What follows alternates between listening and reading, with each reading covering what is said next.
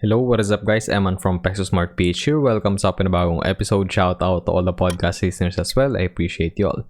Today, we're gonna revisit Semirara Mining and Power Corporation or yung stock code niya, which is yung SCC. So again, as their name suggests, no? So mining and oil yung sector nitong SCC. And then punta na tayo diretso sa kanilang stock data. So as of today, so trading day ng Monday, October 25, yung kanilang last traded price is around 27.50. So medyo bumaba na yan, kasi natapos na yung kanilang ex-date. So last week yung ex-date, so kaya medyo nagkaroon na siya ng correction. And then yung highest niya today was around 28.50, lowest was 27.50. And then yung 52-week high niya is around 30 pesos and 80 centavos na. So grabe, no? So nakabili kayo dito sa bottom dito, like more than triple, no? More than triple yung pera nyo or yung capital nyo. Kasi 'di ba yung 52-week low niya is nasa 10.02. So kung last year lang kayo bumili nito, or like kahit dito nga, kahit earlier this year lang, 'di ba? Kung nakabili kayo dito at these levels, 12 something lang, like doble yung pera nyo, no? Doble yung inyong capital. So bakit nga ba nagkaganito, no? Bakit naging parabolic si Semirara? Unang-una, hindi siya masyado naapektuhan ng pandemic. Although yes, kita nyo naman dito, no? Nung 2019, yung kanilang net income after taxes is 9.6 billion na. And then last year nasa 3.2 lang. Although they're still in the green side, no. So kumikita pa rin sila last year. Although yes, nabawasan siya, no. Ang laki din ng nabawas dun sa kanilang earnings. Although hindi naman sila nag-take ng losses. And then this year sobrang ganda ng kanilang recovery. So ngayon, this is as of June 30, so second quarter ng 2021. Yung kanilang net income is around 3.9 na. So halos katumbas na nung net income nila last year. Sobra pa nga, mas madami pa. 3.9 billion pesos yan. Compared to last year, nasa 1 billion lang. Although yung 1 billion is not really that bad na, no? And yun nga, dahil nag-start yung pandemic last year, that is expected. Although ngayon nga, bawing-bawi sila, no? So halos quadruple yung kanilang kinita for the second quarter of 2021 compared sa second quarter ng 2020. And then current year to date nila is 6.2 billion na. So double na, nung kanilang, more than double nung kanilang kinita kabuuan last year. And yung previous year to date nga is nasa 2.2 billion lang last year. So ngayon 6.2, ang laking difference. And then nagbibigay pa rin sila ng dividends. Actually pangalawang bigay na ng dividends this year. Kaya naging medyo parabolic yung movement ng short-term price nitong Semirara. So, earlier this year, nagbigay sila 1.25. And then, ngayon naman, October, diba? Sabi ko sa inyo, last week lang yung ex-date nila. October 20. So, nagbigay ulit sila ng 1.75 per share na dividends this year. So, medyo malaki na yan, no?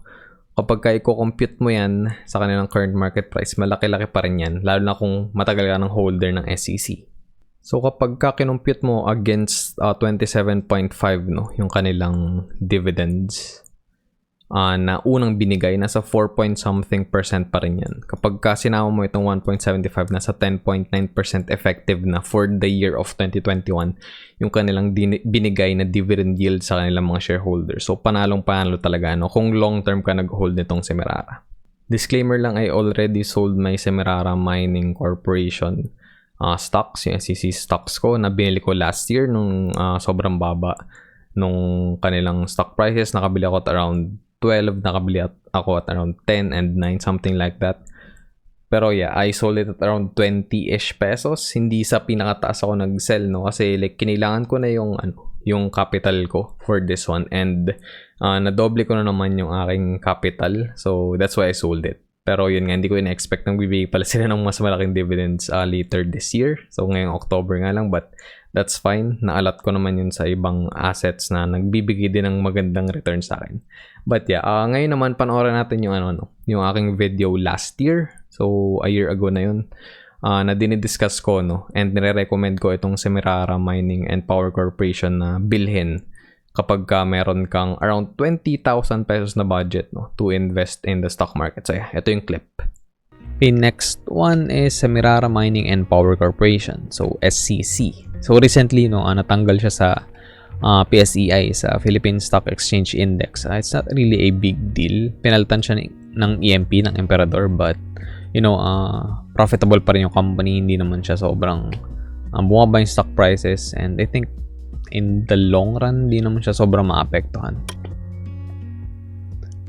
So yun, last traded price nasa 9.8 pesos per share. Average cost na kinuha ko nito is sa 10.89. So yun, medyo lugi na tayo ng piso, no? Per share, 2,000 shares yung kinuha ko. And total cost ko 21.7k. So yung current market value is nasa 19.4k.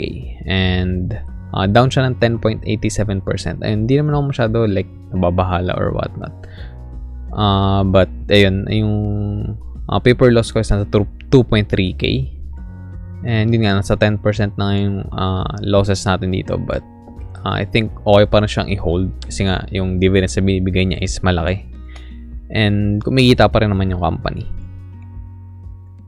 So ito, kinuha ko siya back in June 29, 2020. Recently lang din, no? So 12.28 nga yung una kong binili. So medyo mataas pa yung prices niyan. So yung net amount na binili ko, yung binayaran ko is 12.3k. The next one, the next month to, no? July 24, 2020. So medyo mura na siya dito, 9.45 pesos per share na lang yung kuha ko. 1,000 shares yung binili ko ulit. So yung net amount na binayaran ko is nasa 9.4k. Kaya nag-average tayo ng 10-ish pesos per share. So ngayon, 9.8 yung last traded price niya. So kung bibili kayo at this price point, 2,000 shares din yung makukuha nyo, but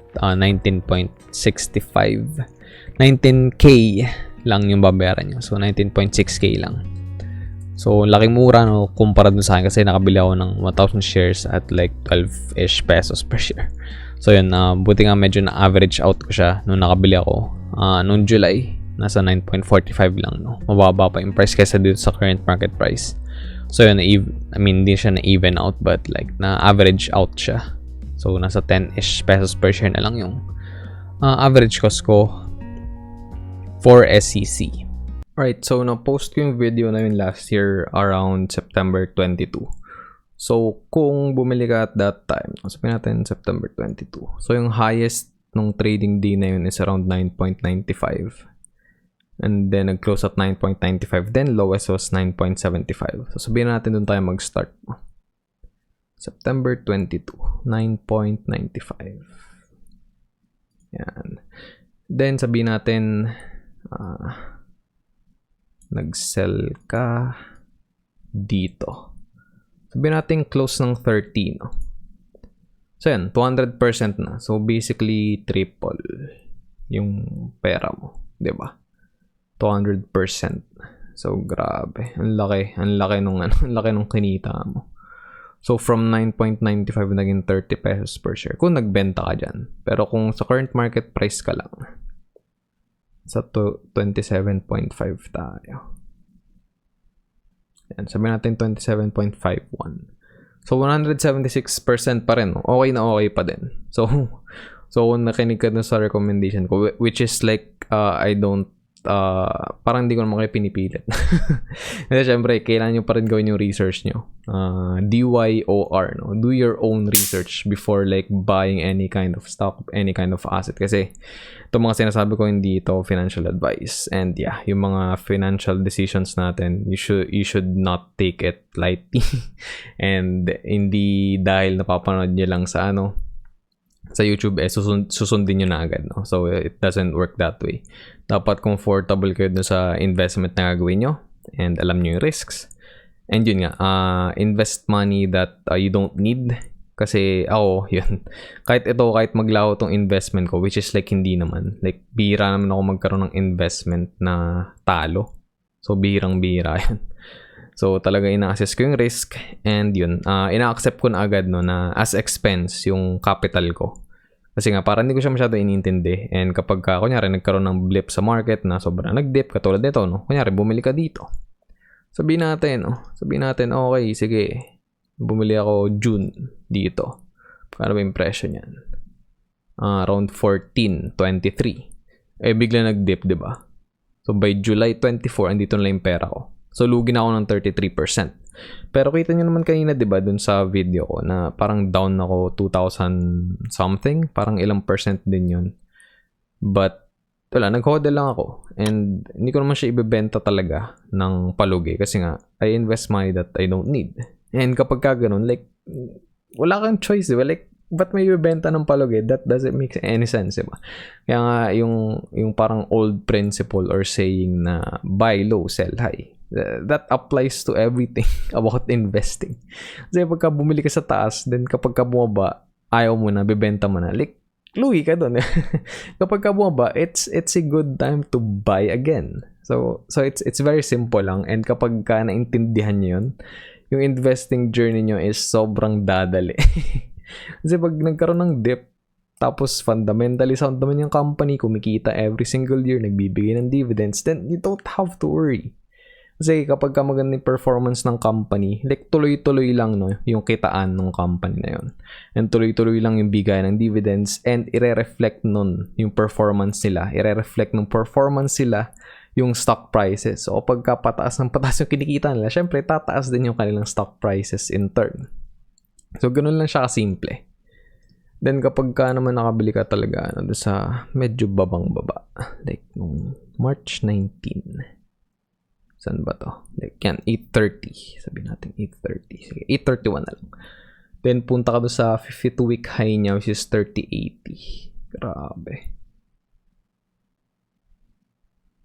Okay, sabihin natin 30.79. So 270.42% yung kinita mo. Pero syempre sobrang hirap naman ibenta nun sa pinaka-tok-tok. So sabihin na lang natin hanggang 27.50 ka lang din nagbenta. Yan, 27.49. 230% pa rin. So not really that bad in just a matter of 1 year, 1.5 years, di ba? 1.5 years. Ganito na agad yung kinita mo plus yung dividends na binigay sa'yo. Like kung nag-hodl ka lang, no? Bumili ka nag-dip itong market, then nag-hodl ka lang hanggang ngayon, and hanggang ngayon naka-hold ka pa rin dito sa SCC. Like continuously ka lang kumikita. Natanggap mo yung 1.25 na dividends earlier this year, and then natanggap mo rin yung dividends na binigay ngayong October. So yeah, ganun lang siya kasimple, di ba guys? Alright, so isang question ngayon, okay pa bang bilhin yung Semirara Mining and Power Corporation? I believe so. Kasi sa current market price, no, nasa 10% yung binigay ng dividend yield this year. Yes, pwedeng hindi nila yun gawin ulit next year. Pwedeng nasa 4% lang, nasa 5%.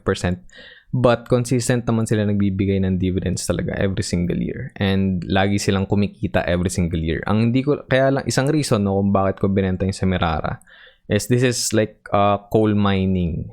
So, hindi siya gano'ng kaganda para sa ating environment. Although, ang laking percentage no, ng power ng Philippines is nanggagaling sa coal energy. Although, mas okay para sa akin na i-hold and bilhin yung mga like green energy companies like AP or yung ASEN. And then yung SPC, mag-i-invest din sila no, sa mga ganitong parang green movement and yung green energy and renewable energy. I think mas okay yun, mas sustainable yun. Kasi merong kumbaga parang tanning itong coal mining and itong mga coal power plants na nirarun ng Semirara Mining and Power Corporation.